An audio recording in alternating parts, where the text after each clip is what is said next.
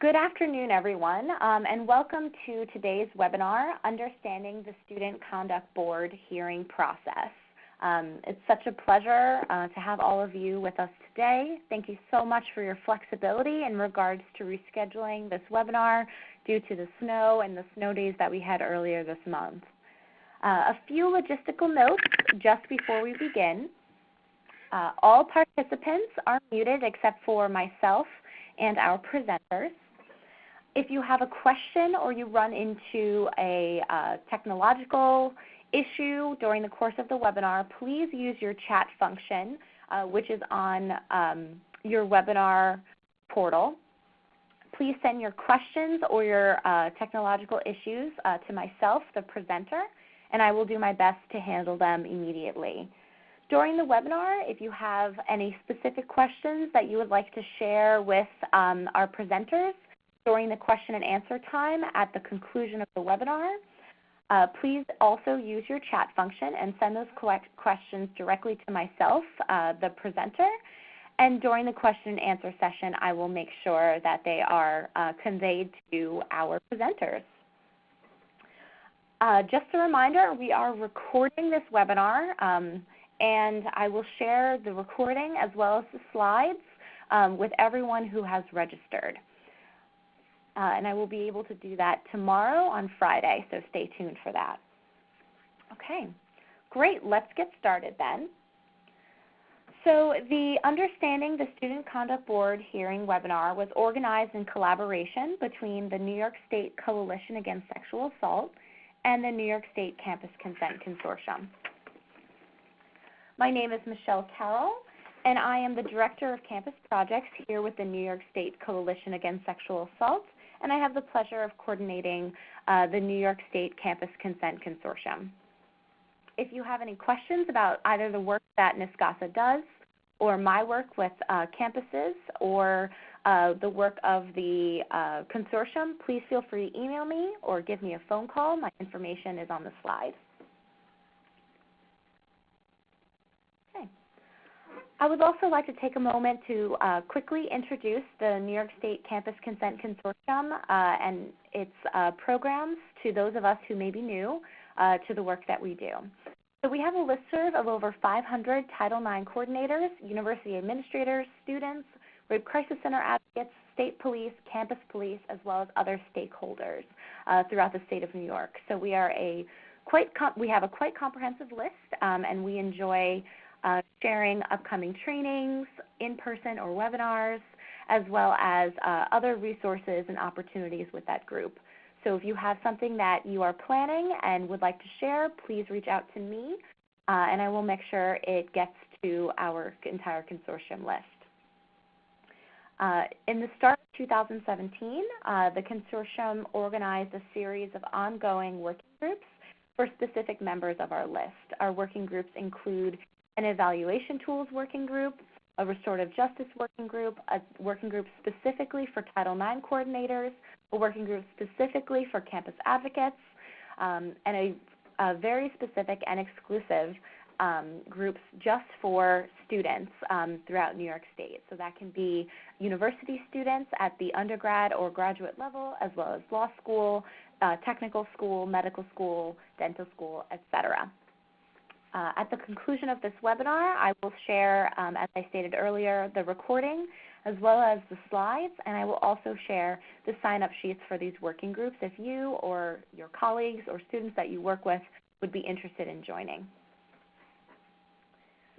So before I introduce our presenters, I'd like to take a quick moment to do two very short polls. So the first poll, I would like for you to choose which of the following job descriptions and roles most closely corresponds with yours. So please take a moment to choose which of the following job descriptions: rape crisis center advocate, Title IX coordinator, university hearing board member, university Title IX investigator, or law enforcement most closely corresponds with your job title.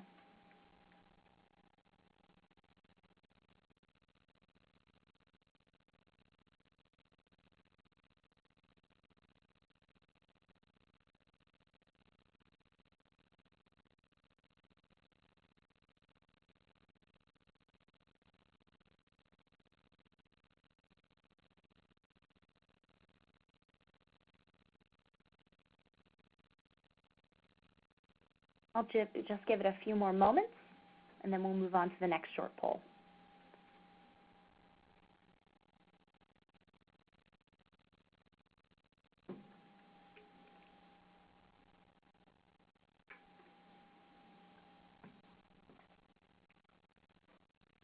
Okay, thank you for your results. We'll move on to the next one. Okay, so I am asking you to consider where you fall on a spectrum of understanding on the University Conduct Board hearing process and best practices. So please choose one of the following. If you consider yourself an expert on best practices, very familiar, unfamiliar with best practices, familiar with the basics, or unfamiliar with the basics. And just like this previous poll, I will not share the results.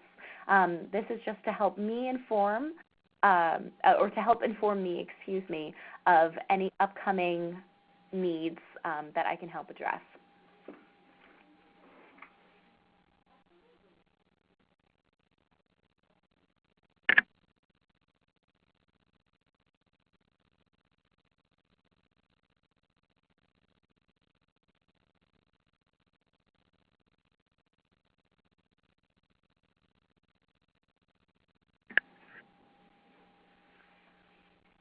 All right, give it another moment for everyone to choose which of the following they would describe themselves, their knowledge level in regards to conduct board hearings. Okay, great. All right, so I would like to now move on to introducing our illustrious panel of speakers who have just been absolutely incredible in working with me to reschedule this webinar, develop this program, and I'm just thrilled to introduce them to you now. So I'm excited to introduce Deneen Carr, who is the Title IX Coordinator and College Compliance Officer at SUNY College at Brockport. I'm excited to introduce you to Dan Greer, the Assistant Director for Student Conduct at the College at Brockport, Dr. Sarah Kelly, who serves as the Associate Dean of Students and Director of Residential Life at the SUNY College at Brockport, and Christy Waldron, who has been with Restore. And I'm sorry, Christy, will you just remind me of your title? I apologize. Oh, I have it right here. Christy Waldron, who is the College Advocate Coordinator at Restore. So I'm going to turn it over to our foursome to lead us through today's webinar. Thanks, Michelle. This is Sarah here. Hi, everybody. We're excited to share our institution's processes and practices today, and we want to talk about, our model that we feel works best for us. But we also wanted to make sure that, from the start, you're aware that there are many other models and approaches that are successful, and we're happy to share ours with you today. I specifically asked a few of our colleagues here to present because they are an integral part of our process. And also we wanted to highlight that we have a very much of a team approach here at Brockport, and that you'll see throughout our presentation that there's a number of people in various roles that really help everything work and help make our system work for our students. And also wanted to emphasize that our code of conduct really guides our work. So if you're interested in reading more about that specifically, you can go to our website at brockport.edu/studentconduct, and our full code of student conduct is available online. And it does provide a really nice procedural overview of our process as well as our policies. So just wanted to refer you to that if at any point you wanted to review that throughout our presentation. We can go to the next slide, please. Michelle Deneen's going to get us started.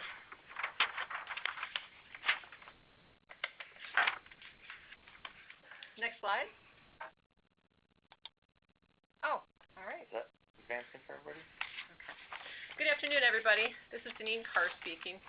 So this first slide really speaks to the fundamental aspect of any Title IX process. Any investigation needs to be thorough, reliable, and impartial in terms of impartiality. For instance, somebody who's an investigator should not be an advisor for either of the parties, either of the students. If there is a perception of a conflict, that perception is going to cause the party to believe that the whole process was unfair. So it's really important that not only the perception, but the reality of the process is one that is fair and impartial. In terms of the process, It's being prompt, effective, and equitable. OCR is pretty clear about the fact that when we investigate, that the whole process from the time a report is made needs to be one that's very time sensitive. Hopefully within the 60 days that they're looking at. It doesn't always work that way. If it doesn't, we need to document that. We're going to talk about the issue of equity in a few slides. I guess the next slide. In terms of remedies, we need to keep in mind that we need to stop any discrimination that's occurring. We need to prevent it from happening in the future. And we need to look at what we can do to remedy the victim.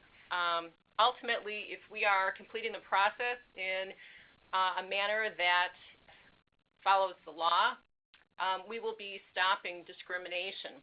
In terms of remedies, though, let me just say a few words that if the reporting individual, we refer to at the College of Rockport somebody who makes the report as a reporting individual rather than a complainant.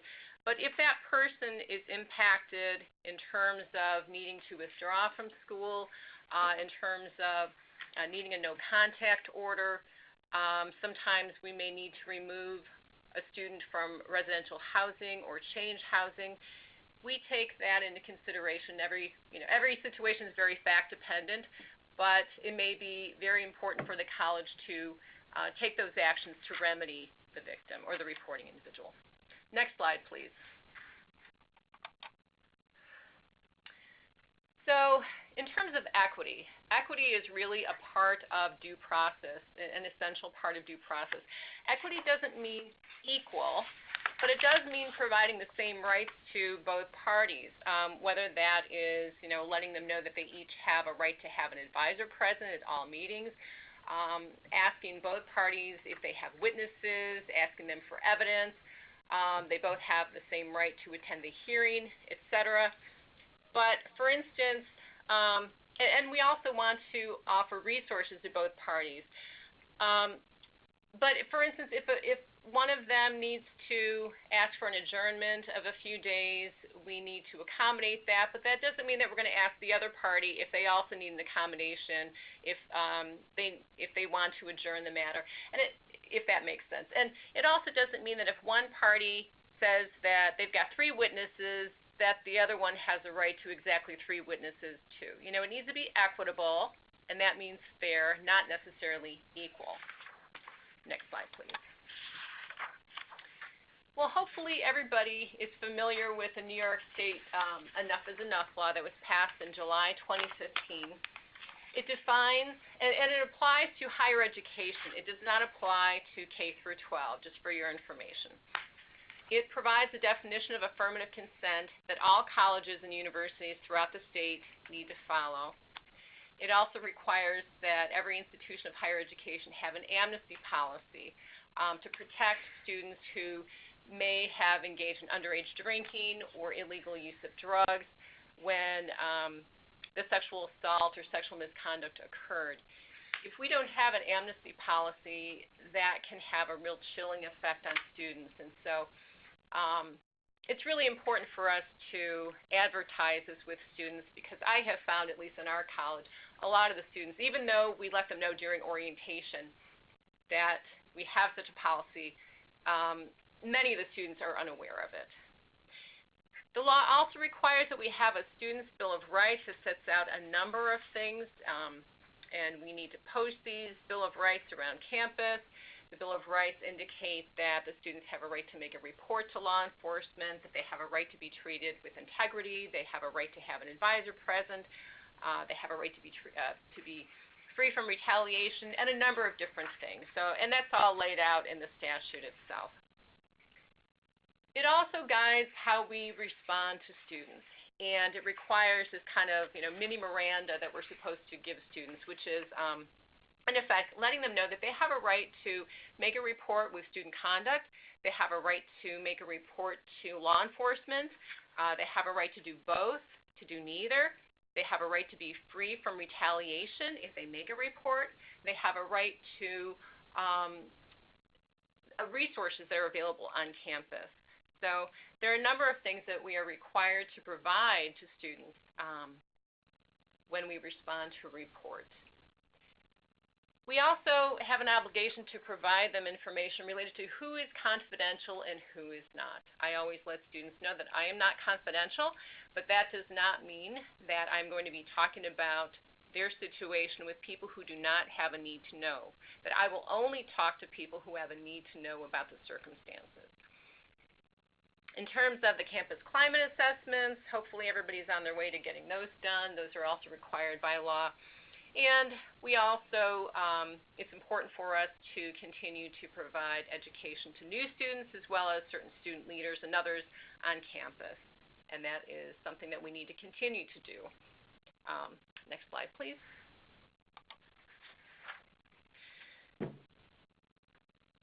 One of the things that we need to do is provide to students, help them to understand what the difference is between the criminal system and our student conduct process. And oftentimes it's our Restore advocate who provides that information to our reporting individual. But SUNY has come up with a document that in plain language provides the difference between the two. And I apologize for not having that link on the slide, but if you just do a search for and punch in SUNY difference between criminal and conduct, the link will come up, and that form is available for any institution of higher education to use. It's online. You can get it in PDF, and we provide that to every student when we meet with them. So in terms of if there's a criminal proceeding that's ongoing at the same time as we receive a report, we may need to wait 10 days if that criminal investigation is going on. So what we do, we will check in with the law enforcement agency to determine, if we do need to wait. And what the statute says is that we can only wait longer, place our investigation on hold for longer than 10 days if the law enforcement agency specifically requests any further extension and can justify why we need to wait longer. That really hasn't come up too much for us on this campus. We also need to let the reporting individual know that we can provide them assistance with their making a criminal report and or getting an order of protection, and some of our students have taken advantage of that, and Restore has provided that assistance, as well as we have in the Rochester area Willow Domestic Violence Center, which provides advocates to students who obtain orders of protection in family court and criminal court. When we first meet with students too, we offer them, we let them know that there are a number of different interim measures available to them. Whether it's what we refer to as faculty notice, a letter that goes out to their faculty that says that something is going on. There's some type of personal situation that has arisen. The letter does not come from me. It comes from the assistant to either the vice president or the assistant vice president of Enrollment Management and Student Affairs here at the college. And we send those letters out to students who are ill, who may have suffered a death in the family, et cetera. So it's not unusual it's not a red flag for faculty to receive this letter, but it simply is making the faculty member aware that there might be, that this student is going through something, and that the student understands that they are still responsible for their work, but asks the faculty member to give them some leeway. So that's one form of interim measure. Another one might be housing, whether it's changing the location of, it could be the accused students. There might be a situation where the reporting individual asked to be moved. We also enter no contact orders on a pretty regular basis. They are not a sanction. They're not disciplinary in nature. But our practice is to enter a mutual no contact order. And I know that there are different philosophies about whether if they should be mutual or not. But my feeling is that if the reporting individual does not want the accused student, does not want to have any contact with the accused student, then likewise they should not be reaching out to the accused student in any manner either. And sometimes the reporting individual doesn't request a no contact order, but we will issue it because it's appropriate in the circumstances, especially if it might be a situation of stalking, where there's been violence threatened and that kind of thing. And I'll just say, too, when we have a first meeting with a reporting individual, we give them a number of different forms. We go through what we refer to as the reporting individual's acknowledgement form, which has a lot of the information required by law. In there, we go through the resources with them, what their rights are, and we do the same thing with the accused.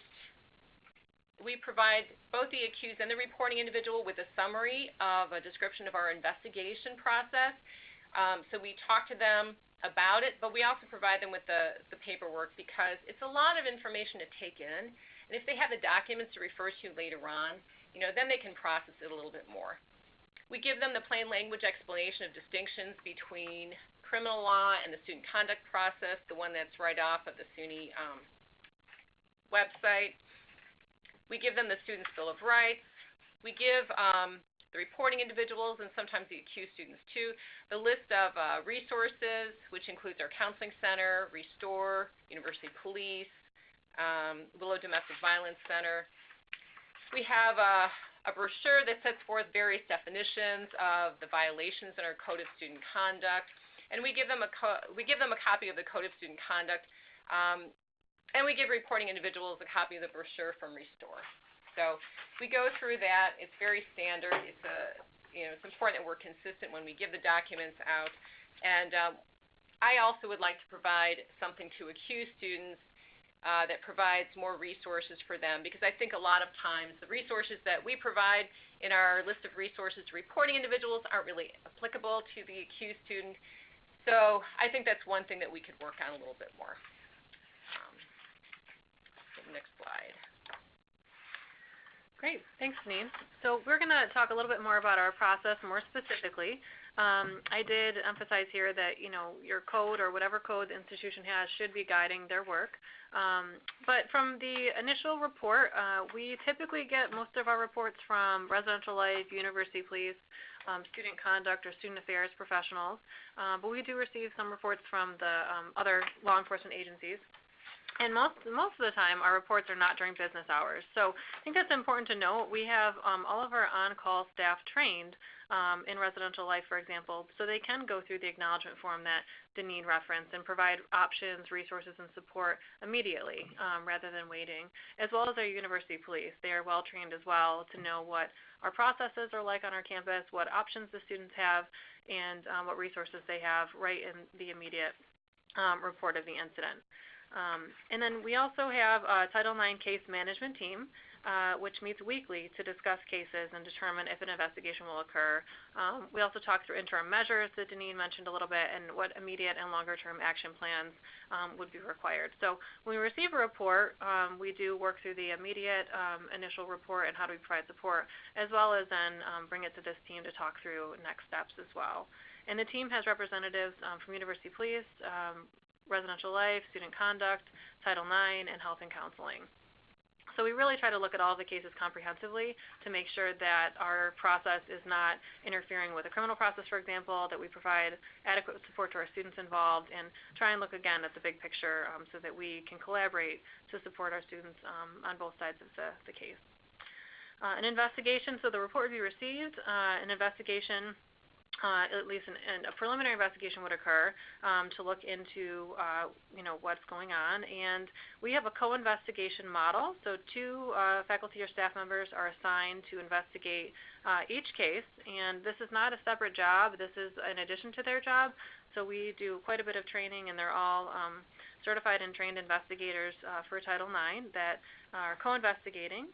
And they complete a very thorough investigation report. They meet with, obviously, all the students involved, their witnesses, collect evidence and information that might be relevant to the case, and complete a really nice and lengthy, typically very lengthy, investigation report that has all of the appendices, including text messages, for example, that might be in there, any type of documentation the students provided.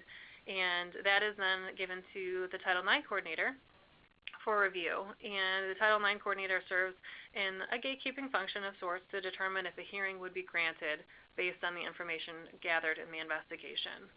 So the Title IX coordinator would determine if a hearing would be granted or not.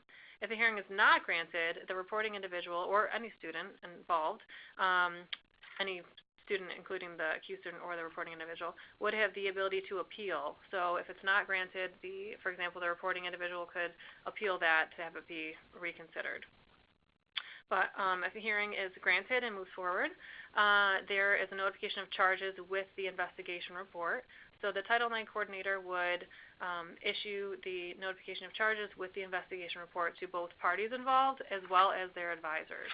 So the students involved receive the complete investigation report and all of the materials gathered through the investigation. So it's a very transparent process. Everyone receives the same information, and it's, again, we include the advisors because they're supporting the students involved. And there's also, that would prompt the student conduct officer to be assigned to a case and start the hearing process, which would include a notification of hearing and talking about, all right, there's going to be a hearing, we need to schedule it, working through the place and location. And obviously throughout all of these documents, the charges would be fully explained and articulated so the students are aware what charges are being considered by the board. Also, moving forward with that, there would be a hearing. We could have administrative hearings or we have conduct board hearings. We are focusing more our presentation today on conduct board hearings because that was what we were asked to focus on. And we are required to, for all of our non-consensual sexual intercourse charges, we do full board hearings, where other charges, maybe non-consensual sexual contact or sexual harassment, could be an administrative hearing. And if it is a choice, if it doesn't involve the non-consensual sexual intercourse, the accused student has the ability to choose between administrative or conduct board hearing. So there will be a hearing, that would occur if the investigation, the investigation would warrant that or determine if that's appropriate. So then the hearing board or administrative hearing officer would determine the outcome, responsible or not responsible for any or all of the charges involved. Typically, our hearing boards have 3 board members on them. So that's something that we have well-trained faculty and staff that serve on those boards. And they would determine if the student's responsible or not, and then and issue our outcome letter, which would articulate what charges the students are responsible for, and then the memorandum of opinion articulates why, so the rationale behind the decision that the board has made. And the students and their advisors receive those letters as well. And then after that, there is the appeal process. We have an appeal panel that would receive appeals on the basis of 3 things: severity of sanction, due process, and new information. So if the students involved chose to appeal, that's what they would focus their appeal on and submit that to an appeal panel for review. So I mentioned at the very beginning that we have very much a team approach to implementing our process and ensuring that it's a fair process. And there's a few different people I wanted to mention, different positions I wanted to mention. Like I mentioned before, the initial reports typically have come through University Police, Residential Life, Brockport Village Police, but could be anyone, honestly, a referral from Health and Counseling. Maybe they direct a student to our office to file a report. Okay. Faculty, yep, we've received reports from faculty as well. And we wanted to emphasize just the training of the people that typically receive the initial report. Deneen had talked about the distinction between confidential and non-confidential reporting options. That's something that everyone is very well trained on, as well as other resources and materials they should be giving out so that the student has all of the information that they need to make the decision that they're most comfortable with. Obviously, there's a reporting individual, an accused student, or could be multiple of each involved, and Deneen's done a nice job talking about how we specifically support them and different forms and resources we provide to them as well.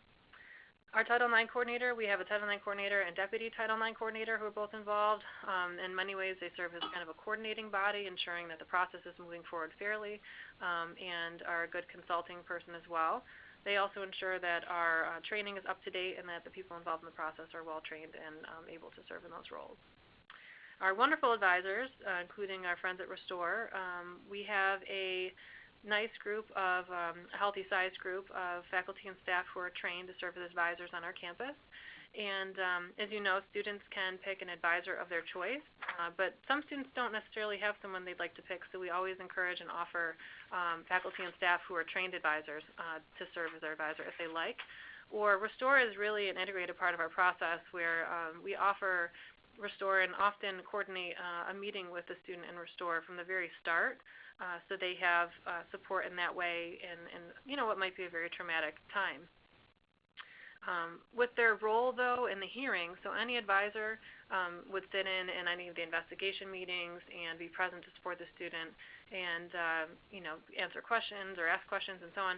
In the hearing itself, they would serve as a potted plant. So they don't actually get to participate, but they're there to support the student and assist in the hearing process that way, but not actually be a full participant in the hearing. I talked about the case management team. Again, we meet weekly and talk about the cases and make sure that we're comprehensively approaching them in supportive ways. Also, our investigators, we have a decent number of investigators. What are we at now, maybe 10? 10, roughly 10 investigators who were all very well trained. We used TICSA a lot. We've used SUNY training, the National Center for Public Safety, and we've invested quite a bit of time and money in our investigators to make sure that they're trained to do thorough investigations and that are also trauma-informed. And then we have a team of hearing officers and hearing board members.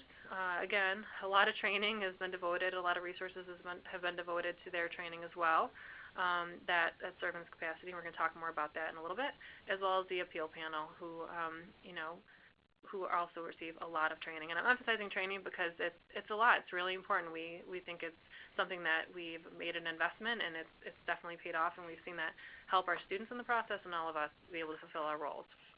One thing I wanted to just emphasize that Dean touched on earlier on was the different roles that we all can play in and how we do not overlap. So for example, I could be an investigator for a case because I'm trained to be one and I have been an investigator, or I could be a conduct board chair, or I could be on the appeal panel, but I would never be any more than one of those for any case. So for example, if I'm the investigator, I wouldn't be the hearing board officer and I wouldn't be on the appeal. Or if I was the hearing board chair, I wouldn't have been the investigator and I wouldn't be on the appeal panel. So we want to make sure that we have pretty clear distinctions and we don't have any conflict of interest or have multiple hats that we wear whenever possible.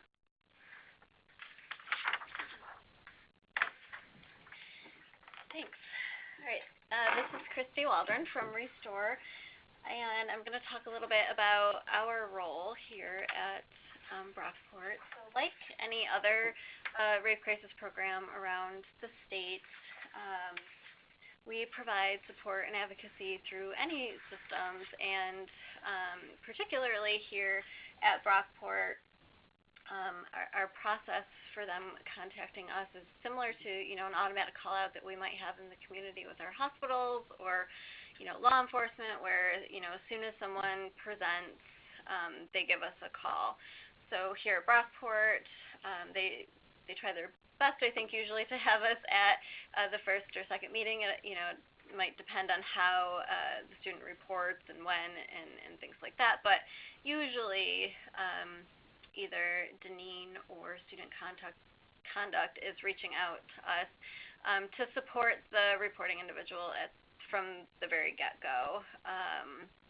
At that first meeting, our role is really to be just supportive and to let them know of all of their options. And of course, one of the options that we provide to them is that we could be an advisor for them going through the student conduct process. This system has, I think, worked out pretty well so far. Most students that we're at that first meeting for usually do keep us on throughout the whole process. Not all the time, but usually they do stick with us unless they had somebody else in mind. There's been other times where, students had someone else in mind, but that advisor couldn't be at a meeting, and so we'll pop in and then we just refer them over to their advisor. There's been times where I start working with a student and then maybe the accused student gets a lawyer, and maybe the reporting individual feels like they want a lawyer now too, and that's totally fine, and we let them know throughout the whole process that they can have an advisor of their choosing, and that we don't feel bad if they decide to go with someone else. We know it's all about choices. So our role, of course, is as advisors through their system is to help explain the process, which of course the college is obligated and required to do. But oftentimes I find that when we leave those meetings with Title IX or conduct, a lot of times I'll have to debrief and go through everything again, even though they just heard it, which is fine. That's that's part of the trauma and just kind of hearing so much information at once. And so we can debrief after all of those meetings. We're providing counseling if they want throughout the whole process, and then we can also help prepare them for the hearing itself. So we can help them prepare their statements. We won't write them for them, but we can at least give them an idea of what an opening statement might look like or what the closing statement might look like. In the closing statement, we usually try to set up more like a victim impact statement that you would have through the criminal process. But I know that the boards generally like that closing statement to be kind of set up as an impact statement and how this has affected them. And then we can also help them prepare questions for the accused student and for any witnesses that might be at the hearing. We do our best to make sure they're appropriate and relevant and worded correctly, and try to have those written, before the hearing. And of course, sometimes during the hearing we're coming up with questions on the spot as well.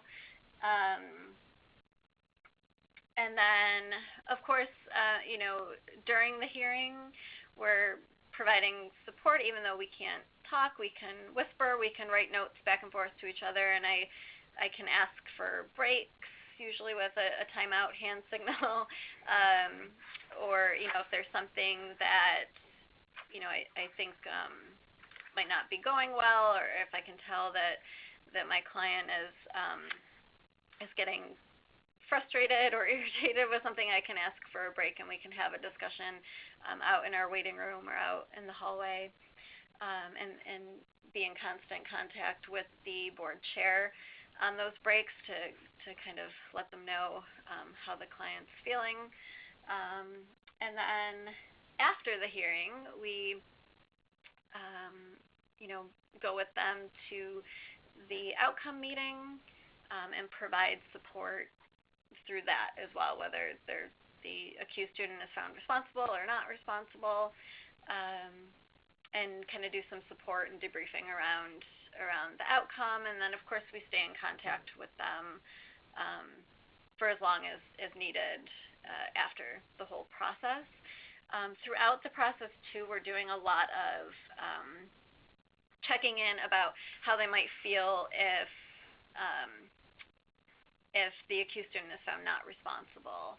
I think that that's very important to start looking at what that might be like for them, and go over some coping skills with them in case that is the outcome as well. So that is our... Yeah, I'll just add that Christy's done a great job, and so has her team, in terms of really taking time to study and understand our process. Our Code of Student Conduct is lengthy. I mean, it's very lengthy. And it's lengthy in a great way that's detailed so students understand what to expect. But one thing I've always appreciated about the Restore advocates is that they take time and really review it, and they know, great questions to ask, and they're going into it very informed, which is, somewhat optional. And I think that's been really helpful in our partnership for them to also be equally informed in our process, just like we're informed on their resources and support services they offer. Yeah, we definitely do a lot of cross-training, and I think that has been so helpful. So if you're a rape crisis program that's on this webinar, definitely I would start with your colleges there outside of any systems and hearings that might be going on, and build the relationship before any cases that you might be getting pulled into, and offer training and let them train you. And that has been I think really beneficial here for us. And yeah, and just an example of that was Christy and her team came in and did trauma-informed training for our conduct board, as well as the Brockport Village Police and University Police, and we all together did one giant training, and it was a nice way to show partnership, but then also, receive some great information. Thanks, Christy. In terms of the investigation, Sarah has covered a lot of this. As she said, we have a co-investigation model. Our investigators are neutral fact finders. They are neutral. They're not the fact finders.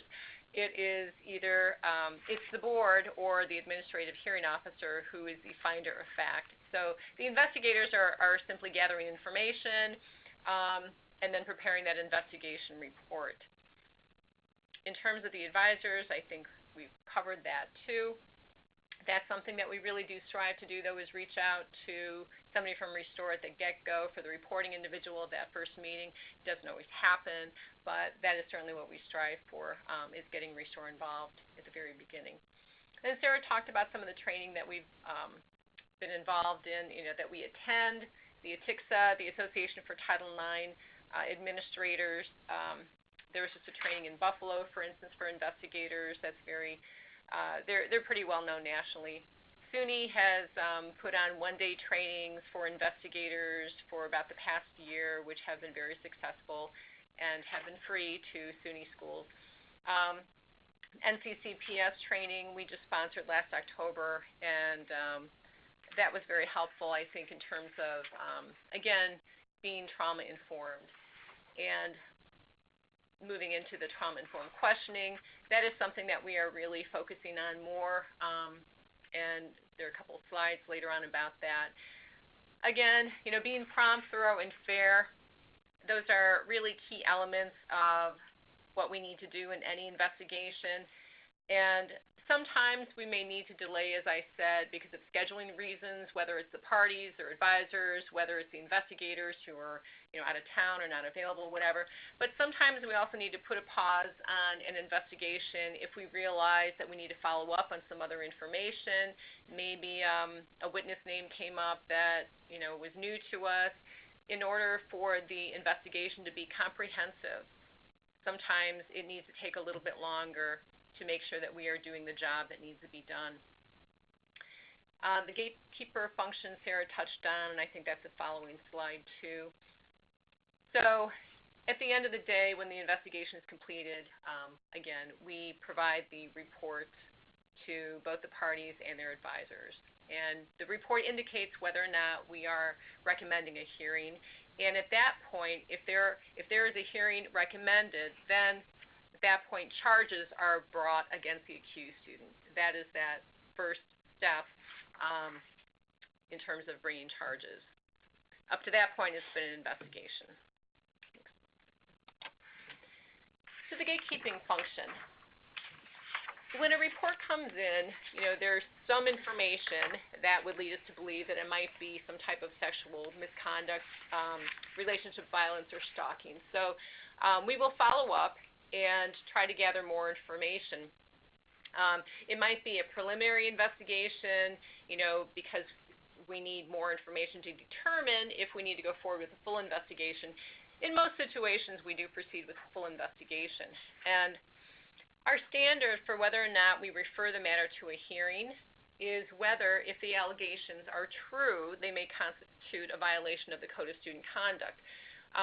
We know that under enough is enough, there are definitions for many of these, many of the terms for sexual misconduct, and we need to make sure that we are following that. But every Code of Student Conduct is going to be different in terms of what your standards are and at what point you decide you're going to refer something to a hearing. So ours is a very low threshold in terms of whether or not we refer a matter to a hearing. It's a different standard, obviously, when we get to a hearing, because that is preponderance of the evidence as the law requires. As Sarah said, Title IX coordinator, that's me, and we have a deputy coordinator. So if one of us, if I'm investigating a case and I don't oversee it and provide guidance and answer questions about it, our deputy Title IX coordinator does that. Just looking to see what else we have here. Yeah, I talked about granting or denying a hearing. The investigators will consult with the Title IX coordinator or deputy to determine whether or not we think that there's enough there. Sometimes it really is a difficult assessment, in that case, sometimes we involve our general counsel to get his input, and other times we decide, and I have had this discussion too with our general counsel that if we're talking about it and going back and forth that much, we should just go forward with the hearing, because if it's that close, we need to just go ahead and let somebody make a decision based on all the evidence about whether the accused is responsible or not for the conduct. Do you have anything about when we proceed against our wishes?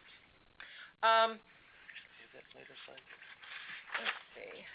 That might be a good Yeah. time to talk about that. Dan is asking a question about the issue of when we may proceed when the reporting individual does not want us to. And the law says under enough is enough that, we need to honor the wishes of the reporting individual, and we want to do that because it's not a good place to be when you're sitting across the table from a reporting individual who is telling you they don't want to do anything, they don't want to ruin this other person's life, or they're downplaying maybe what happened. It's hard to know exactly. Because at our first meeting with the reporting individual, we are providing them information about our process and what their rights are. We are not gathering more information from them at that point. That is not the purpose of that first meeting. The second meeting, when we take their statement, is when we do that. So, but we have some information generally at that point, which is why, we're meeting with them in that first meeting. But what the law says is that we may proceed even if the reporting individual does not want us to, if the accused has a history of violent behavior, and I'm reading this directly from the statute, or is a repeat offender. If the incident represents escalation in unlawful conduct on behalf of the accused from previously noted behavior. So if there is some pattern of behavior, and this is an escalation, or if we have reason to know that, for instance, in a dating violence situation, that there's been some violence and it's getting worse. If there's an increased risk that the accused will commit additional acts of violence, whether the accused used a weapon or force, whether the reporting individual is a minor, and whether the institution possesses other means to obtain evidence, such as security footage, and whether available information reveals a pattern of perpetration at a given location or by a particular group. So those are the exceptions that we look at, and we have had to move forward on some occasions because of these exceptions and because of our concern of continued violence or an escalation of violence or sometimes a pattern. Those are hard decisions to make. I have tried in more recent past to explain to reporting individuals at the outset that we will try to respect their wishes, but that we cannot always do that. And sometimes I let them know that based on the information we have at that first meeting, even if they don't want us to, we may still need to proceed. So that's part of, I think, kind of preparing them for what might happen in the future. And I think that's very important. And I really appreciate the work that Christy and Restore does along those lines, because I think a lot of preparation for what might happen down the road and how the reporting individual might feel as a result of one finding versus another is just really important in terms of their emotional well-being. So I think we can move on to the next one. Hi everyone, this is Dan, hopping in for a slide now. So as we've talked about in our process here at Brockport, we have a distinction created between what we call administrative hearing versus a board hearing. And this is for all of our student conduct cases, including our Title IX related cases. The only time, and we've talked about this already, the only time that a student does not have that option is when a student is accused of a charge of non-consensual sexual intercourse. And in that type of instance, it would automatically go to a board hearing where we'd have a panel of 3 or 5 trained faculty and staff members. Typically in our board hearings, we also train students for our general conduct hearings, but when it comes to Title IX cases, we focus on our faculty and staff members because of the nature and the sensitivity of these cases. So some of the primary differences are that in an administrative hearing, we have 1 student conduct officer versus that panel of 3 or 5. So if an investigation is proceeded and say I have been assigned as the conduct officer, in an administrative, I would be that 1 student conduct officer meeting with those students and preparing them. But in a board hearing, my role would be to be the board chair. And in that role, I don't have a vote when it comes to deciding, but my role then becomes preparing the board, setting up the logistics for everything with that hearing, and then also making sure that they are staying relevant to the case when they're deliberating and making appropriate decisions. Another major difference that comes into consideration for students is the difference between the audio recording. In an administrative case, it looks a little bit more informal, and really the only record that's created from that are my notes that I take handwritten notes, and then the outcome letter, and then the memorandum of understanding, which provides that rationale. In a board hearing, you have that, but you also now have an audio recording of the whole case. And in the case of an instance where a student appeals, we also create then a typed transcript. Where that's really important that students would sometimes take that into consideration is if there's a court process and then now there's additional record that could be subpoenaed by a court. So that's a really important thing for students to consider, and students that are working with attorneys may advise them against the board hearing if they have that option. So I indicated that, again, that there'd be no transcript of an administrative case. In terms of the setup, and we'll talk about that in a later slide, but in terms of the setup, they look very similar, except for the difference of the one person. We will still, go out of our way to prepare the students as best that they can, for those hearings and make sure that they're knowledgeable about what they're walking into and preparing for. And occasionally, depending on the complexity of the case, because sometimes with these cases, our investigative reports, by the time you add in all the appendices and all of the notes, they can be reaching 80, 90 pages. And then I'm also working with an accused student and a reporting individual and also courting witnesses. So I will sometimes invite another person who's been trained in conduct with us to help me take notes for that administrative hearing, so that I can focus more on logistics and the interaction with those students. Another thing that students sometimes take into consideration is the time to resolve in those hearings. By the time we've gotten through an investigation, there's already been a lot of time committed. And simply because of the number of people involved, we are able to schedule an administrative hearing quicker than we are able to get a board hearing scheduled. So students will also sometimes take that into consideration if they have that option on trying to get that resolved in a quicker manner. I'm seeing the question already and about the board hearing being optional.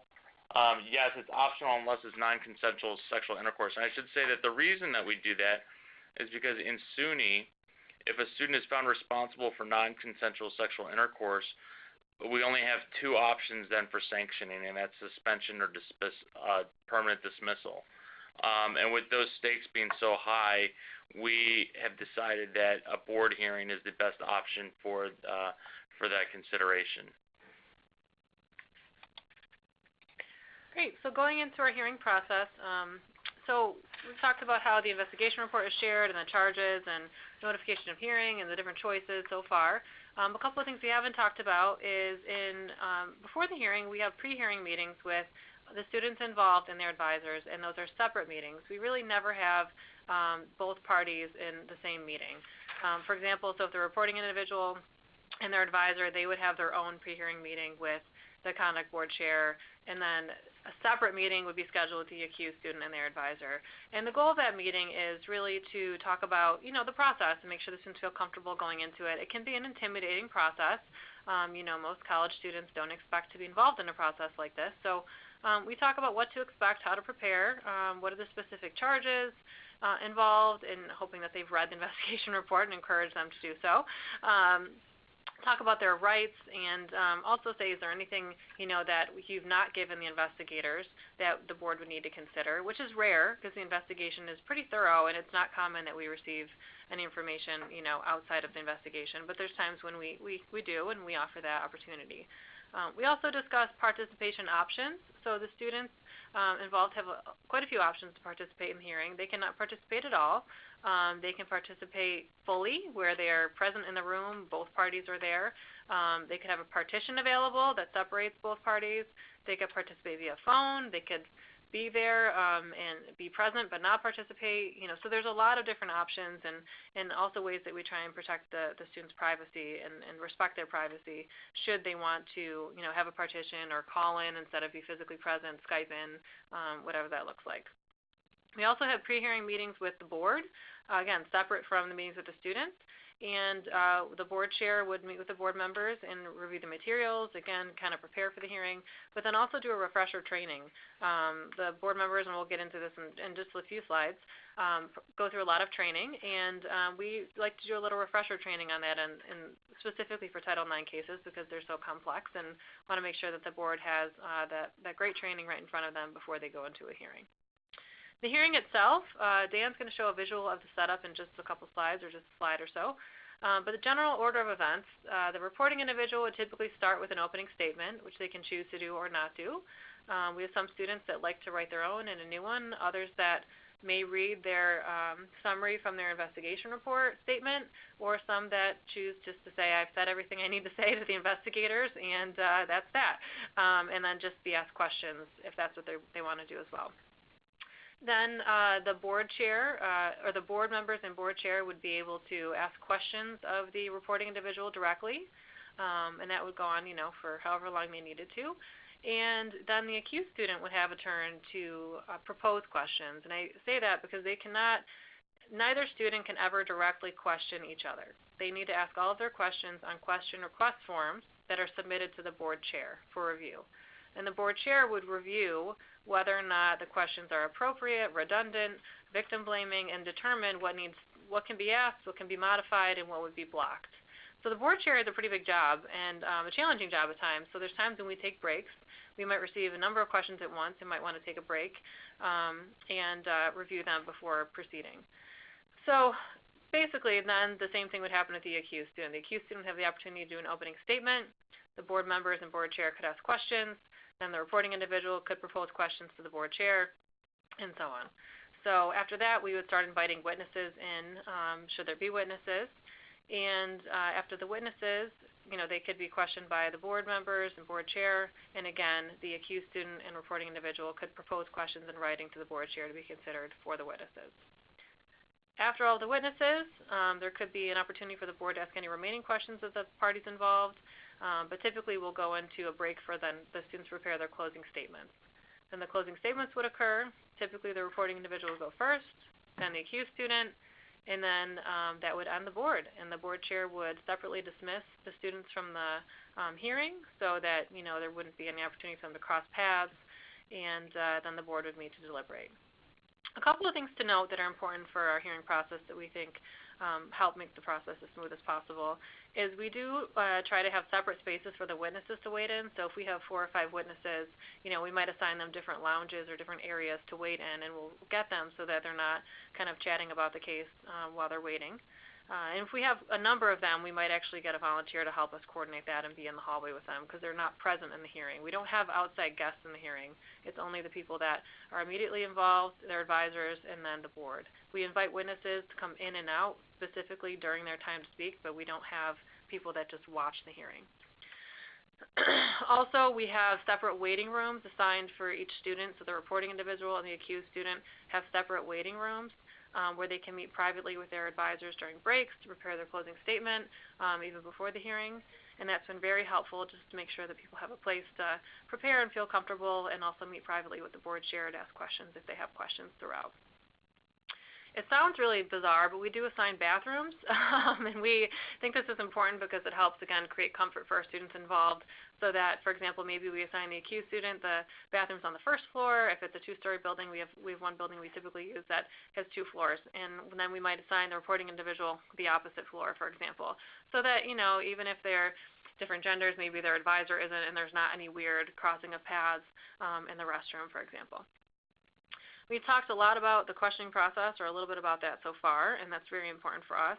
But that's the general overview of the hearing process, and we're going to go into a little bit of the setting. We set it up now. So this is our an overhead shot of our default setup of a room for a hearing, and this is for a board hearing. As you can see, we would have the reporting individual on one side with their advisor and the accused student on the other side. And by default, we would have a partition in the middle there.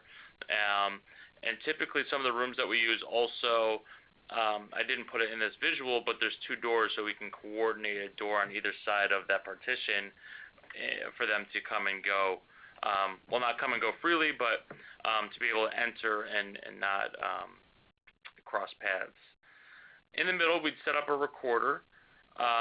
So we have a 360 microphone that sits in the middle that extends the record to a tape recorder that would sit on the table with myself as the board chair. And then the witnesses sit over there on the side. What's important for where the witnesses are sitting is that they have line of sight with the reporting individuals, the accused students, and with the board. And we found that that's really important because there's been hearings before where we've gotten a lot from some of the visual cues that the witnesses are giving us. And it's really important that whether that's a witness that is supporting statements from the reporting individual or for the accused student, but that those students are also picking up on some of the tone and the visual cues of those witnesses. We coordinate moving in another room, but we also talked about some of the options that these students have. And occasionally with these defaults, we may have students that are participating not in the room, but are participating through, say, Skype or phone. If they can't be in the room, then Skype would be the next best option. For instance, we had one case where the reporting individual was actually a student at another school, and so I worked with our IT to have a setup with a TV cart and a webcam that sat on top of the TV, and that we had to play with the setup a little bit so that as the board chair, we were able to see the TV. But the accused students then sat a little bit behind the TV, so they never saw what was on screen, but then could hear her as she was participating, and she could see us and we could see her.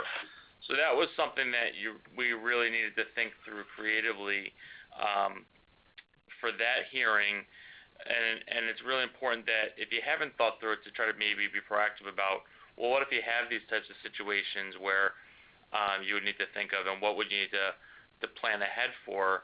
And the more you can just know where your resources are for your logistics, the better set up you would be, so that when a student tells you a week and ahead, I want to participate by Skype, you're not in the process then of trying to purchase a webcam or set up a Skype account,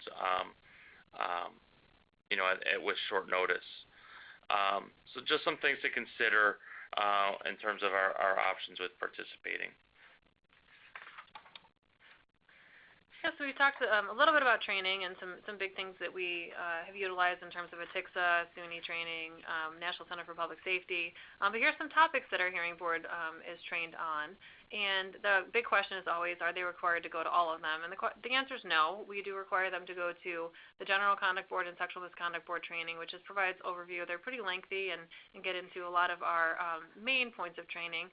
But we always tell the board members that we won't select you to be on a board unless you go to more than that. So it's required to attend more in many ways as well. And we always try to provide this ongoing training, and we roughly have about 2 a month.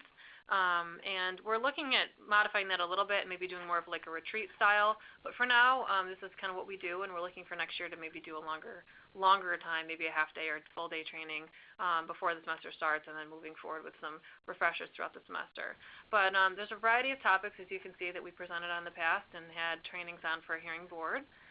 One thing that's important to note is that we don't necessarily do all of the training ourselves. We might bring in experts or outside presenters to present to the board. And, Christy's presented a number of times from Restore. We've had people from Willow. We've had our AOD counselor present. We've had local judges, the chief of police. there's a lot of different people that we've relied on and that have come in and done training for our team. Also, we use some webinars, just like this wonderful webinar today. But we use some webinars from the Association of Student Conduct Administrators, ATICSA, FEDI training. And those are nice because we have typically purchased them, and we've been able to replay them and over time because we've bought that training, and it's nice to break things up too. It's not always us presenting every single time. So there's just a general list there, and we're always continuing to review that and modify that to make sure we're looking at relevant topics. So of course we do some ongoing training with our board, which Sarah already spoke to, but when it comes to being selected on a board and we have our 3 or 5 people selected, then as the board chair we pull them together and help prepare them with the case. One of the things the first thing that we'll do in that meeting leading up to the actual hearing is we will do a refresher training that's an overview again of what are the charges in play and what are some of the definitions. But in those definitions, then, what are the criteria that we would have to meet to find a student responsible? We'll also focus in some slides and some information into the relevant issues. So, for instance, if we have a case about that seems to be that the primary issue is incapacity, we'll look at some slides about that incapacitation and what does that mean and what are some of the information, again, that we need to determine whether or not a student was incapacitated and unable to give consent. But then we'll also have slides in there that focus on questioning, especially focusing on what we need to know.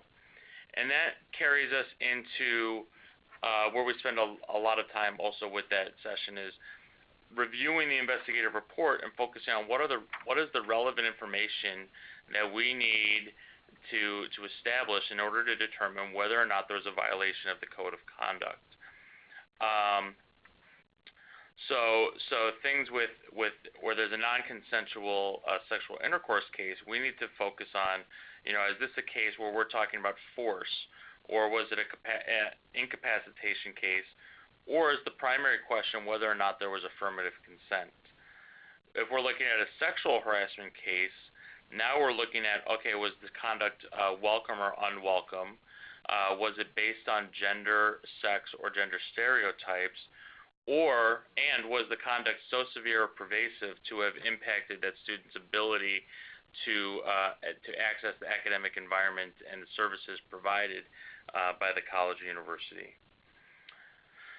So then once we determine what are some of the core issues there, we're also looking at what are some of the relevant sections of the student's statements and then narratives. So really, if we're looking at a case of non-consensual sexual intercourse, a student may give us a statement that plays out through the entire night, and if a student has been drinking, that's really important through the evening. But we also really want to focus on what are some of the facts that we need to determine whether or not that incident was consensual. So we want to focus on what are some of the facts that establish that.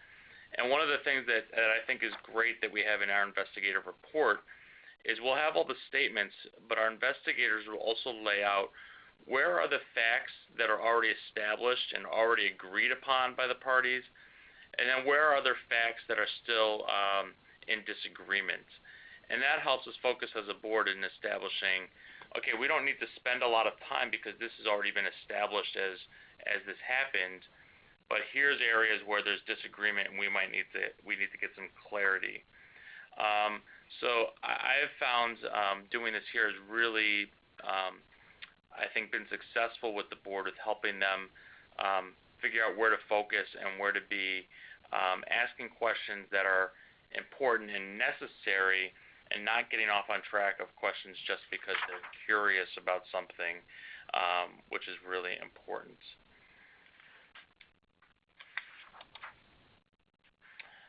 So also some other general tips, and this one sounds, might sound common sense, but hearing the case before we decide it. And I think even for our experienced conduct members, you read the report, and you might have an inclination of what, a responsibility or not a responsibility before you go into the case. So I really stress with our board members too to keep an open mind before you go into the case, and make sure that you're not leaning one way too far, because that might impact what how if you've already got your mind made up, that might impact how critical you're asking your questions of one party or the other, and not thinking because you feel like you've already had the information that's established. And also not leaving your mind open for some of those curveballs that might come out in the case if one party says something that's now completely different than was recorded by the investigators, or we have had witnesses come in and completely change their statements. And I've even had cases where witnesses have come in and said, what I told to the investigators, was pressured upon me because of what the reporting individual wanted me to say. Here's the truth. So we've had that happen, and it's really important for our board members to take that investigative report, but then walk into the case with an open mind and let the facts lead where they're going. So some other things that we talk about with our board members, and we even talk about this even at our training, is that we have to be able to be comfortable asking questions about sex and how it progressed. And in a sexual incident, we have to be able to be comfortable using words that, when we're with our parents, we might not feel comfortable using. So, we have some colleagues, in our department that aren't comfortable talking about things like masturbation or intercourse, and if you're not comfortable using those words, we're frank in our training that this is probably not going to be the process that you want to be involved with. Because if you're not comfortable talking about that, then it's something that's going to come across to those students in an already very sensitive situation, and at best make it awkward for those students, at worst make it re-victimizing for those students. I think one of the things that we also talk about when we're asking those questions, and when we get into the line of questioning where we're talking about very specific sexual acts, is we preface it to those students about why we need to know what we're asking. We need to know very specifically where were hands, or where were your body parts, and how did you ask for sex, because we need to be able to establish by a preponderance of evidence whether or not it was consensual. And then the last bit about credibility that we haven't really talked about is really, it comes down to a little bit more than just believing one party, but really what about the statements makes sense, and are their statements corroborated by other pieces of evidence, whether that's other statements, or is it corroborated by text messages or timestamps, or also just does something just make sense in terms of how you understand the world works and student interactions. And one thing that I really talk about with boards sometimes is that credibility can be one of those things that's hard to define, but you know it when you see it, and when you're listening to a student that yes, they're credible because everything that they're saying makes sense, and that there's a plausible explanation for what they're offering. And there's a lot of times that our cases come down to the credibility of one party over the other, or there's a reason that one party does not seem very credible because there's elements of their statement that are not making sense and don't add up. So that's something that if you don't have that in part of your training, is really important to focus on too, is how are you establishing credibility and being able to explain that also when you're putting that together in a rationale. And so that's a good lead-in for this slide. In terms of our proceedings, a college hearing is not a court proceeding. So the rules of evidence do not apply, which is why we welcome hearsay evidence. And I'm not going to get into the technical nitty-gritty definition of what true hearsay is, but in essence, it's really a statement that's made outside of the hearing. We generally do not allow character evidence because it really doesn't matter whether somebody attends church regularly, and so, people think that this person wouldn't have done such a thing to somebody else. What we need to focus on is the particular incident or incidents that have been reported.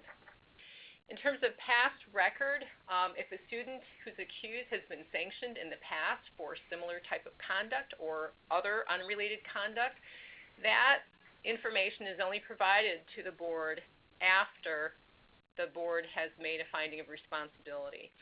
If the accused student is found not responsible, then that information is not disclosed.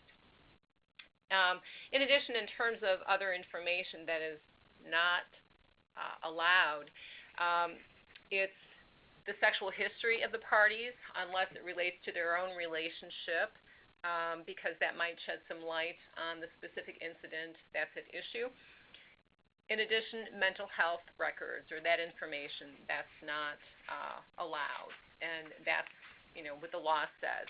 So in terms of corroboration of evidence, Dan was talking about that. It might be text messages from one of the parties that help substantiate what one of them has said. It might be information from a witness. It might be a witness who corroborates that after the alleged, after the report, the reporting individual has that person's behavior has changed dramatically. So that's all corroborating evidence. And when you look at credibility, there are a number of things to consider. Does somebody have a motive for making a certain statement? If you have a situation where there are 5 witnesses and 4 of them are, essentially saying the same thing and one person is not, what might account for that one person who's not saying something similar or along the same lines? So that's all important information to consider. In terms of credibility, though, we hear the expression he said, she said all the time. And I have to say, I can't stand that expression because in a lot of these situations, there's not going to be a witness to the sexual act that's been reported. So does that mean that you can't make a determination? No, of course not, because there may be other evidence. Often, more often than not, there is other information that we may gather throughout the investigation that corroborates one party or the other's statement to us. And, ultimately, if the fact finder decides that they really just can't make a determination one way or another, that in and of itself is a finding of not responsible because preponderance of the evidence is more likely than not. So, next slide, please. So a lot of our slides could be their own 2-hour, 4-hour webinar. This is one of them. So we just wanted to touch a little bit on interviewing and questioning skills, and more so framing for our audience. If most of our members today are more on the rape crisis side of things, the questioning that we are going to be allowing in the hearing might be more related to this. So for example, we are not going to be interrogating either party. We don't have the same kind of like law and order feel. So it's not how we are going to run the hearing. What we will is ask information from students, and we might say, tell me more about, and whatever it might be. Or I'm not sure I understood this in your statement. Can you elaborate on, the interaction that you had this day prior to the incident, and so on. So it's going to be more in that kind of sense. We do draw a lot from the investigation report, and that's what we encourage our board members to do. So the investigators spent a lot of time investigating and getting information for the board to consider. So we might say, in your statement on page 6, you stated this, this, and this.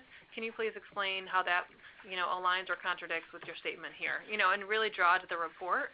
So it's important that, our students are aware of that in advance, which we tell them to prepare and have that available, and we will show them it again and ask them those questions. But we're not redoing the investigation. The board is not meant to redo the investigation, to collect all the information. It's to, find the facts and get the information that the board would need to make a decision.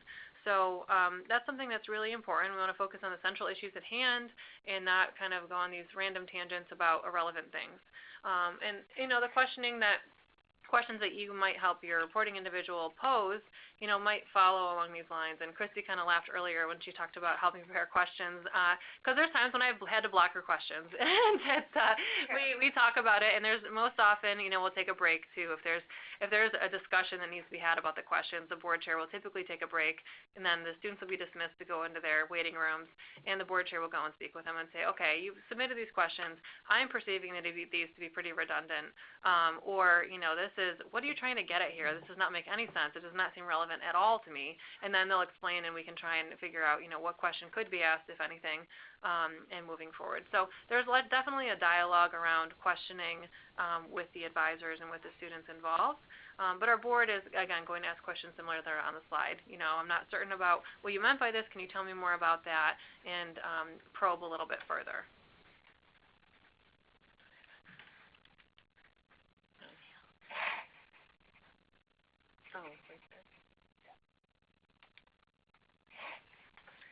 All right, in terms of, what did I do? Bear with us one moment. We wouldn't be a webinar without some technical difficulties. So we'll hopefully just check that box that we just had one right now. Sorry about that. Thanks, Dan. So in terms of using trauma-informed practices, it's so important for us to do that because we know that somebody who's been a victim of trauma may not remember things in a way that somebody else who hasn't been a victim of trauma would. So, in terms of the neurobiology of the brain, the primitive part of the brain functioning and their ability to remember things like the five senses, but not the logical part of the brain not being engaged during the trauma. So it's important when we ask questions of the reporting individual that we not sound accusatory or judgmental by asking why questions. And I think Sarah gave some examples in the last slide of how to ask questions and get the information the same way, the information that we need to get. And it's important for us to consider, if part of the complainant's report doesn't make sense, why might that be? Is that because of the effect of trauma on their memory? Is that because they have lost pieces of the of the experience because they were focused on just surviving the incident? So once we have an understanding of what was going on and how they were impacted, then we can determine whether or not information makes sense or not. But, we have to be really careful in assessing credibility of the reporting individual, that we don't hold against them the fact that they don't remember things in a chronological order, or that they've given some inconsistent information after they made their first report, and the first report may have been made, shortly after the incident happened. So this is really in keeping with balancing the scales of justice rather than tipping it in favor of the reporting individual. And that's really a part of ensuring that we are being equitable to both parties because, as I said, somebody who's been a victim of trauma may have problems with their memory in terms of remembering some of the details or might have gaps in their memory. Whereas the accused person, if in fact they committed, whatever has been alleged, wouldn't have that problem. They weren't under traumatic conditions at the time of the situation. So we don't want to tip the scale in favor of the accused by not taking trauma-informed practices into consideration.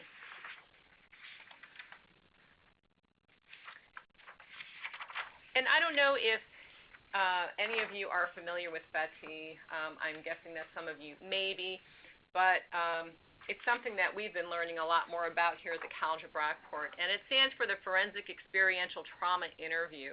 Russell Strand is the person behind that, and he's done a lot of research, and his practice has been an investigator or detective for, I don't know, I think he said like 30-plus years. So what he has found is that when we ask questions in a chronological order of a reporting individual, we are going to be missing some information. It's going to be told in kind of a black and white situation rather than adding the color to it. And what he talks about is that really when we ask other questions that we might not think about, except if we're in this line of work, then we get a fuller picture. It really becomes more of a 3D kind of experience that we can understand much better as investigators or as board members. So the questions that he talks about using in standard practice would apply both during an investigation and at a hearing when you're trying to gather more information that might be missing from the report. And those are, what are you able to tell me about, whatever the experience was? What was your thought process during this experience? What are you able to remember about? And then, asking about smell or what they were feeling at the time, physically. There was a situation that we heard about during our training. I'm going to ask Dan to share because he has a better memory of what that situation was. Yeah, so this was an example that really stuck with me from an investigator at a university that came and presented with us, where she was talking about working with a woman who had reported to her that she had been sexually assaulted in, I believe it was a fraternity house, and she remembered the house, but she didn't remember many other details about what had gone on. And while the investigator was meeting with her, this student really started kind of hedging her bet, kept saying, I don't remember anything, and was getting a little frustrated. So the investigator started, pulling out, talking about smells and, anything else that you remembered. And the student started getting kind of dismissive about, something that she was recalling. And she said, you know what, this is crazy, like this can't make any sense to me. But what I remember is while I was being assaulted, feeling fur around me. And, so the investigator made note of that and said, we can follow up on that. And in some proceedings, they followed up and they went to this house with the police. And sure enough, on this, when they walked into the room where this had supposedly occurred, they had found a bearskin rug. And so that was one of those cases where, this woman remembered just this physical sense but couldn't remember any other details, and it was corroborated by other evidence that, was found when they went into this house. So that really also strengthened the credibility of her statement that, that otherwise, without understanding the FETI method, we'd be looking for a completely linear sense of a statement with other facts that she just wasn't able to present because of the trauma. Thank you, Dan. And it's my understanding somebody asked what FETI stands for again. It stands for the Forensic Experiential Trauma Interview. If you type in FETI online, that'll pop up. So FETI is a search term in and of itself, and I think we'll provide a lot of information about this to you that we're covering. So some other important questions. What was the most difficult part of the experience for you? This came up for me in a recent interview with a reporting individual, and what she described was something very powerful in response to that question. She was subjected to forceful intercourse, and at the time she didn't recognize it as necessarily having been non-consensual sexual intercourse, but it took her a while to process that. But she said what she cannot forget is the physical pain that she felt from that situation. This is with a partner of hers. They were in a romantic relationship. So, what I got from asking that question was a much fuller description of really how this impacted her. And then the other question that can bring up a lot of really helpful information that Russell Strand, again, kind of the founder of this practice, talked about is what, if anything, are you unable to forget about your experience? And he talked about a situation where somebody he was interviewing was asked a question, and the man started hitting his head. And before that, he couldn't really remember details, But after he started hitting his head and talking about how all he remembered was something, or what he could not forget was, I think it was something hitting him in the head, and I don't remember what the details were now, but that brought back all these other memories about the experience for him. So sometimes when you ask these questions, it'll open up the floodgate of memories that may have been that the reporting individual couldn't access before. So the board themselves will be looking at, three main areas, but it's important to note that whatever the charges are that are placed on the accused student, that's what they're reviewing more heavily. The definitions in our code, how are those charges defined, and with that, they're going to be looking at a few of these pieces. Was there evidence of force? Is there evidence that the complainant was incapacitated? And was there an issue of consent? And it is important, like I said, to be very familiar with those specific definitions or pieces within the Code of Conduct and whatever document the college is using for that, because that is what is going to be guiding the board's decision-making process and will be very, very important because they're not all defined the same everywhere. And, for example, we have in our Code of Conduct that it's not an excuse, and don't quote me, I mean it's general, but it's not an excuse that both parties are intoxicated, and that, so these are things that you want to become very familiar with in reading every specific piece of the code and how it relates to affirmative consent, for example, or incapacitation. All right, so real quick, because I think we've covered a lot of this, again, looking at the motivation of the parties when you sift through all the information to make that determination, looking at all the evidence, as Dan referenced in our investigative reports, we have a section that discusses the material facts, what are the undisputed material facts, and what are the disputed material facts, and we go through for each witness what is in dispute. So focusing on that can really help you figure out what's at issue and then ultimately what your decision is about responsibility or not. In terms of direct or circumstantial evidence, it's not that one is stronger than the other. They're both equally valid. And an example that I give related to circumstantial evidence, what is that? That can be something that people think is about kind of vaguely, not really understand exactly what it is. The example I give is, did it rain? So take the subway to work. In Brockport, it's a big city with the subway. If I take the subway to work and I'm on the train and I see people getting on at different stops and they're bringing in their umbrellas and the umbrellas are wet and their clothes are wet or their coats are wet, their hair is wet, I'm going to have a pretty strong sense that it's raining outside. I get off the subway at my own stop. There's no rain now. I can still deduce that it rained at some point, at some period of time while I was on the subway. Whereas direct evidence would be, while I'm waiting for the train to come, I see the rain. Or as I'm on the subway and it stops, I can see the rain outside the windows. So that's the difference between direct and circumstantial. And that's all I've got for that. Great.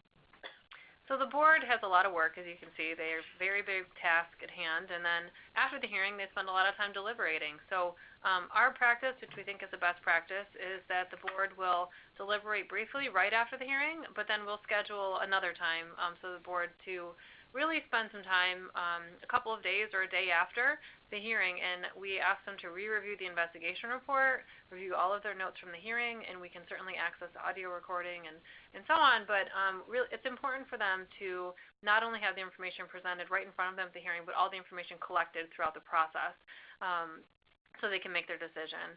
So that's something that we found to be successful too, so that they're looking at the full picture. Also, it's a majority vote, so we always have 3 or 5 people on purpose so that there's not that issue with the voting. And they really will look at each specific charge and go through that with the facts and information that they have presented and determine if the accused student is responsible or not for violating those specific charges based on our specific policies. And I know we're kind of harping on that, but it is very important that we continue to direct the board to the policies that we have here at Brockport, whatever institution that you're going to be working with, because they could all be slightly different, and that's what the board is responsible for determining, is that the specific policy and charges that were issued before. Also, the personal feelings should not influence the decision, of course. I mean, it goes without saying, but that's something that we really train our board members on. And, they need to construct the most reasonable scenario during their deliberation. It can be hard, though, because if you don't like one of the parties, you're really, it's an emotional thing. And so I just want to put out there that it's not an easy thing. It can be very difficult to put aside your personal feelings. Mm-hmm. And it's the board chair's job to kind of keep that in check, too, and start to, understand and sense when that might be happening and probe into that further and determine if, there's something that needs to happen there. But typically the board chair will ask questions like, okay, so tell me the facts you're using to base your decision on for this specific policy. And then the board chair is responsible for drafting the letters on behalf of the board. So the outcome letter that the students receive, which both students would receive, and they receive it at the same time via email, as well as a memorandum of opinion, which articulates the reasoning why the board made that decision. And again, both students receive that as well. Do you want to talk about the two different meetings, or did you want to make that? Two different meetings? We're waiting. It did. After that. Okay, sorry. So this is our last slide, and that we really want to end with is to remember that in all of our proceedings is that the standard of evidence required by law is preponderance of evidence, and that's a different standard than we would use in our courts of beyond a reasonable doubt. And this is another thing that we really spend some time on with our boards in the training to help them understand that we're not always going to have smoking gun evidence. It really comes down a lot to statements and credibility of statements and whether or not those statements are corroborated by other evidence. But when we're saying a student is responsible, we have to get beyond 50%, so 50 and a feather or more likely than not. And another thing that I really caution with the boards is to be cautious against slipping into a higher standard, and start looking for 60% or 70%, knowing that a finding of responsibility means that you have to suspend a student. And I think we've done well with that here at Brockport, but I know that can be a tendency and something that board members that don't work with conduct can sometimes feel uncomfortable with feeling like they're just over 50%, and that means that a student will be suspended or dismissed.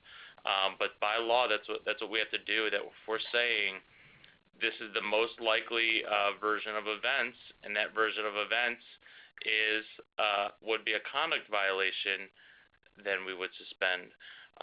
So just a really important thing to understand, and that I think also that sometimes our outside constituents really have trouble understanding in terms of how we're different than, one of the big areas that we're different from a court process. I just want to chime in, though. So beyond a reasonable doubt is a standard for criminal court.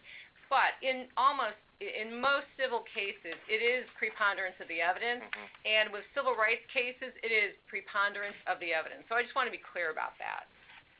Yeah, that's a good point. So I think that is our last slide, and then I know Michelle had some slides after this. So we'll hand it back over to you. Thank you so much. Wow. My head is spinning. I want to thank everyone that sent questions in over our chat function. I have them here. I want to thank our presenters for their absolute wealth of knowledge and willingness to share their resources, experiences, and best practices. As I said at the beginning of the webinar, this is being recorded. I will share the YouTube video with everyone who is registered, and this will also be available, of course, on YouTube as well as on NISCASA's website.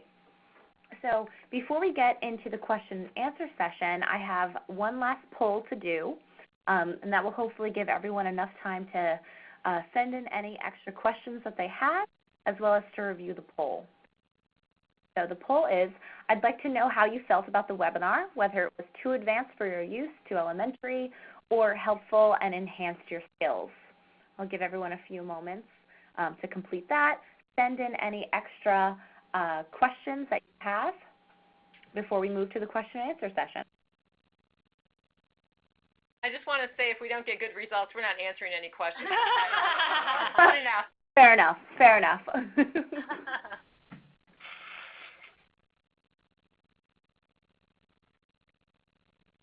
I'll just give it a few more moments.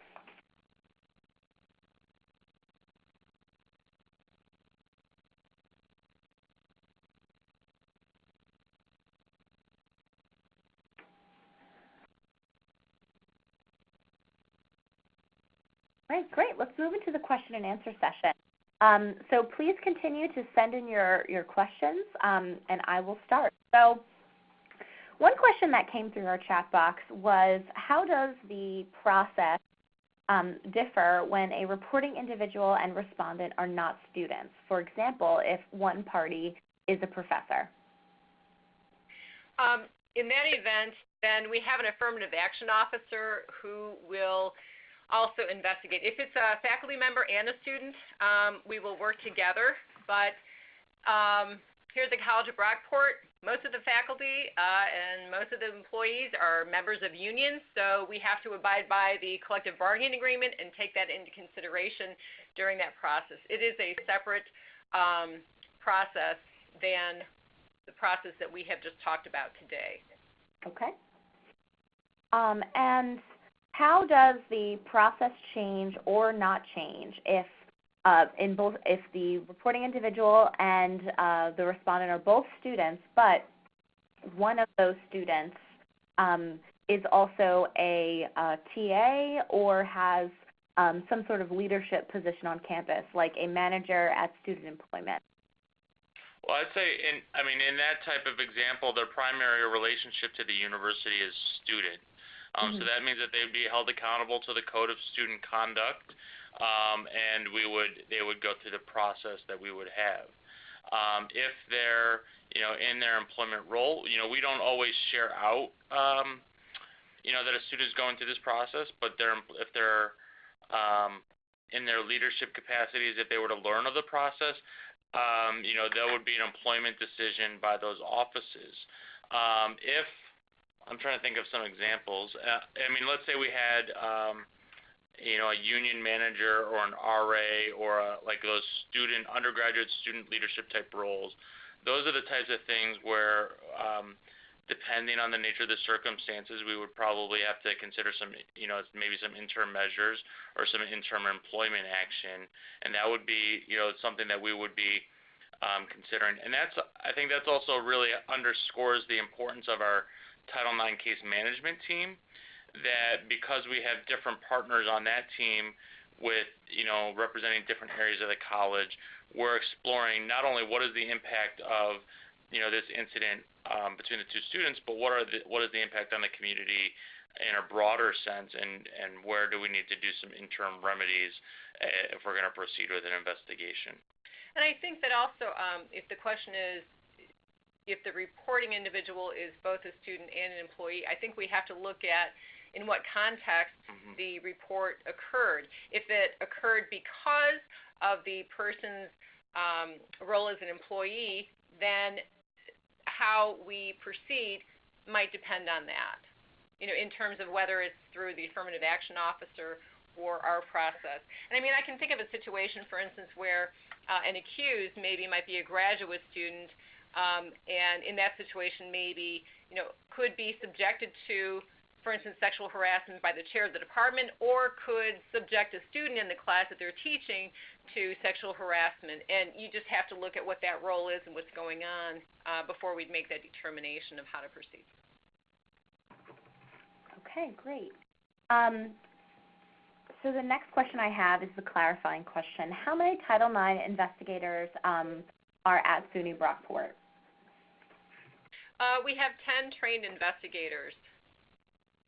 Okay. And as Sarah has talked about, the investigators have gone through a TICSA training or the National Center for Public Safety training, or the one-day SUNY training, or could be all of them. And in addition to a number of other trainings. So we really do focus a lot on training because it's so important to the whole process. Absolutely. And let me just also say that, for instance, Sarah, Dan, and I all all are investigators, but we have other people who are investigators who are not a part of student conduct or Title IX, and they have other full-time positions here. So this is work that they do in addition to their full-time work. Mm-hmm. Absolutely.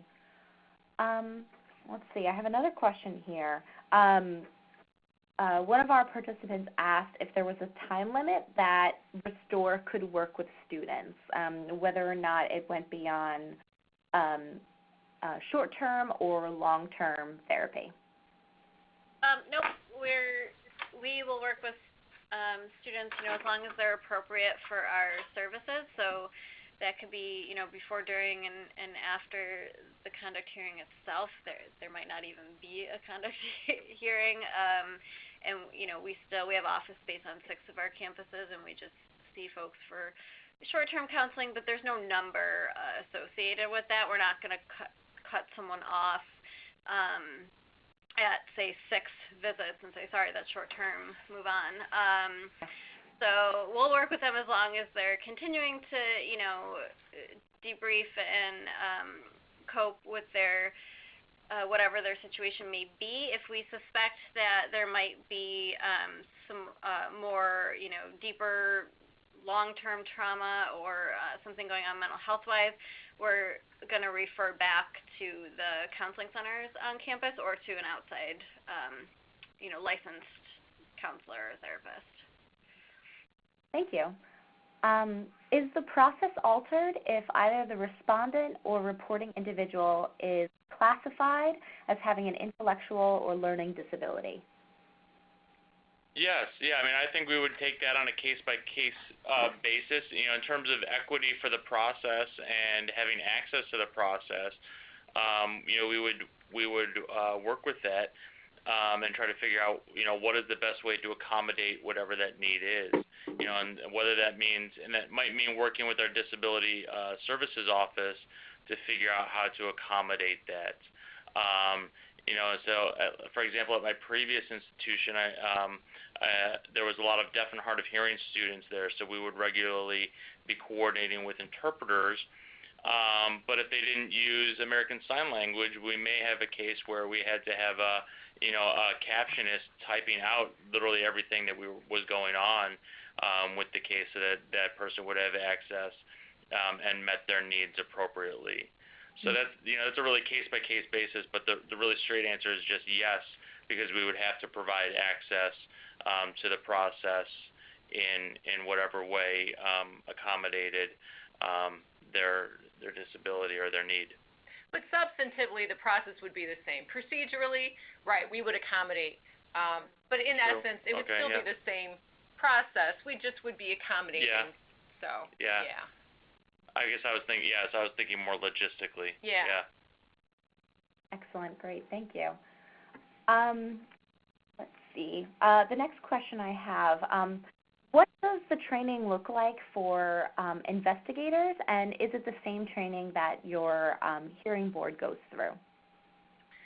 No. So the training for investigators, we've mentioned it a number of times about ATICSA and SUNY and National Center for Public Safety. So typically they are days long, extensive hours long, and sometimes quite expensive depending on the organization. But it ranges a variety of topics. I encourage you to research that, and it's really quite an industry now actually to pursue. But the board members receive training that's similar in content and concepts, but is different because they're not doing an investigation. They are serving on the hearing board, which again we've included some topics from the hearing board trainings that we've provided in the past, and some issues of that throughout the session today.